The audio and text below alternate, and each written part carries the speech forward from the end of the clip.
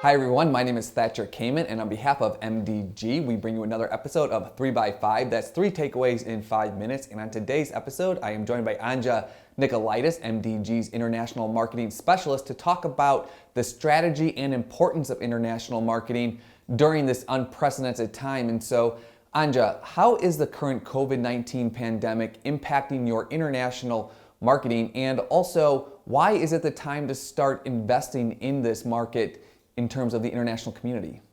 Right now, we're really focused on encouraging our clients to double down on international lead acquisition, because whether you're planning a live event, converting to virtual, investing in a hybrid event. At the end of the day, your audience share is always your most valuable asset and critical to staying competitive. What would you say are some affordable ways to build out your international database of prospects? There's actually a number of smart and affordable ways to build out your international database of prospects. One of the more cost-effective tools that we've used and seen for cold lead gen is through social media platforms like Facebook, LinkedIn. They have these lead gen forms already built into the platform, pre-populated. They're super easy to use for the end user. We've seen a lot of success with this on our international campaigns. How do you stay on top of the current situation and stay relevant in different markets across the world? Well, it's actually, as we've seen across all brands, it's a crucial time to stay relevant and be providing supportive and meaningful content to your audiences. And when we look at the international landscape, different countries, states, and cities within those countries, everyone is going through this and emerging from it at different times and at different rates.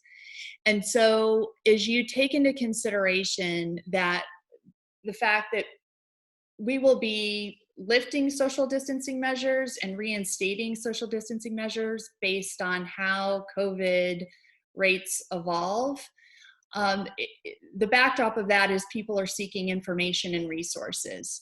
And so for our clients, we're encouraging them to be mindful of the fact that when you're there and you're serving them with the information and supportive content that they need now, as those businesses start to recover, as those countries get back online and are ready to make investments in new solutions, in new services, in new products, they will come back to you as their marketplace to source those products.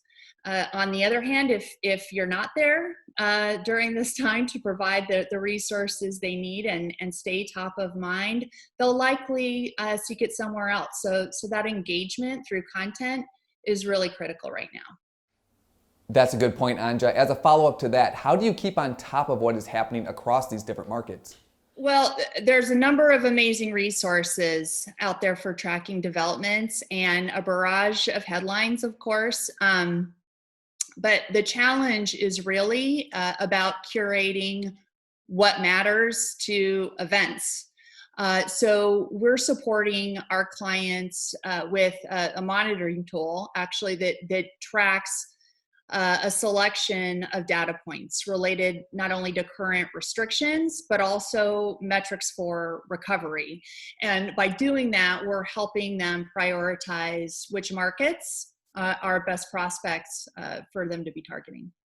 So if people leave with 3 main takeaways about international marketing right now, Anja, what would they be?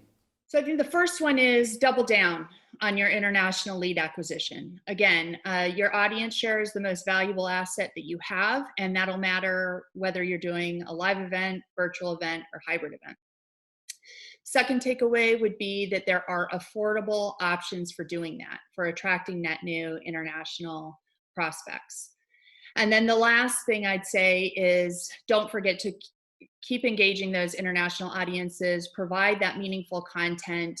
When you do that, you'll position your event for success as markets open up. That's great, Anja. Thank you very much for your time. And we thank everybody for watching this episode of 3 by 5. That's 3 takeaways in 5 minutes.